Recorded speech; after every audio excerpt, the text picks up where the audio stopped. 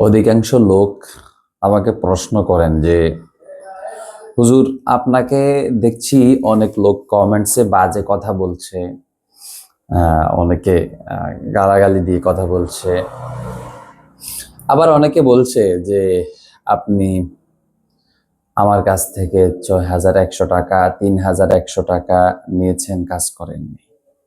এই বিষয়গুলো নিয়ে কথা বলছি। দেখেন, ১ নাম্বার কথা হলো, ছাগলের ৩ নাম্বার বাচ্চার মতো যারা আমাদের কমেন্টসে এসে নিজেদের অ্যাডভার্টাইজ করে যায়, নিজেদের নাম্বার দিয়ে যায়, ওরা কেমন সেটা আমি আর বলার দরকার নেই, সে আপনারা দেখতে পাচ্ছেন যে যারা আমাদের কমেন্টস বক্সে এসে নিজেদের নাম্বার দিয়ে যায়, বুঝতে পারছেন? যেন আপনারা ওই নাম্বারে কল দিয়ে ওদের ফাঁদে আপনারা পড়ে যান, এটা আমি বাদ দিলাম।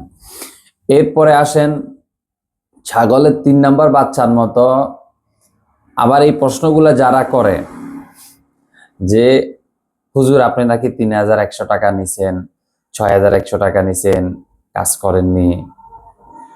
যারা এই ধরনের প্রশ্নগুলো করে, এটা আসলে কারা করে? আপনারা জানেন যে আমার নামে একাধিক ফেক পেজগুলো তৈরি হয়েছে। তো আমার যেই পিতৃত্বহীন, পরিচয় ছাড়া কিছু জারজ সন্তান যারা আছে, এরা আমার নামে যেই ফেক আইডিগুলো তৈরি করে চালাচ্ছে, বিশেষ করে ওরাই কিন্তু যে ৬,১০০, ৩,১০০, ২,১০০, অর্থাৎ ১০০ টাকা ওদের মাস্ট বি থাকে। তো মনে রাখবেন, আমরা ওই ধরনের কোনো অ্যামাউন্ট কারো কাছ থেকে নিচ্ছি না। তো যদি কেউ এই ধরনের কমেন্টস করে যে আমার কাছ থেকে ৬,১০০ টাকা নিয়ে এই হুজুর কাজ করে নাই, তখন আমি বুঝি যে এটা আসলে কোন জায়গা থেকে গুতাটা আসছে। তো এই জন্য মনে রাখবেন, আমরা আসলে ওই ধরনের কোনো অ্যামাউন্টের কাজ আমরা নেই না যে ৬,১০০, ৫,১০০, ৩,১০০, ওই ধরনের কোনো অ্যামাউন্ট আমরা নেই না। আমাদের অ্যামাউন্ট আমরা আমাদের মতো করে নিচ্ছি, যেটা আমি হাইড করে রেখেছি বলছি না, তবে এটা আমরা নিচ্ছি না।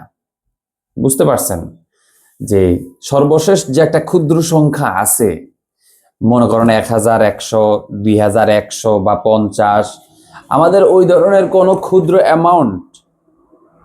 অ্যামাউন্ট আমরা রাখছি না। তো এই জন্য আপনাদেরকে এই বিষয়গুলো আমি অবগত করলাম যে যারা আমাকে মনে করে টাকা দিয়েছিলেন এবং আমার ফেজে এসে বা আমার ইউটিউবে এসে আপনারা মনে করছেন যে আমি সেই ব্যক্তি, অবশ্য আপনারা আমার ভিডিও দেখেই কিন্তু তাদেরকে টাকা দিয়েছিলেন, যেহেতু তারা আমার ভিডিওগুলো ছাড়ছে। তো মনে রাখবেন, টিকটকের মধ্যে আমাদের কোনো আইডি নেই। আবার বলছি, টিকটকের মধ্যে আমাদের কোনো আইডি নেই। আমাদের মূল আইডি হচ্ছে ফেসবুকের মধ্যে এবং ইউটিউবের মধ্যে। যারা টিকটকের মধ্যে টাকা দিয়ে প্রতারিত হবেন এবং ফেসবুকের মধ্যে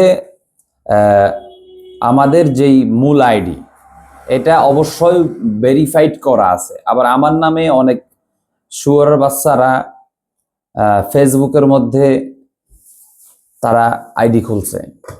তা আপনারা যদি ওখানেও টাকা দিয়ে যদি প্রতারিত হয়ে যদি আমাকে গালিগালাজ করেন, এটা কি আসলে হয়? একটু ভেবে চিন্তে টাকা পয়সা দিবেন, যেখানেই দেন না একটু ভেবে চিন্তে দিবেন, অন্তত কথা বলবেন। ২-৪ মিনিট কথা বলে কনফার্ম হয়ে যে আসলে ওই লোক কিনা, যাকে আপনি দেখেছেন, যাকে আপনি টাকা দিবেন, সেই আসল কিনা।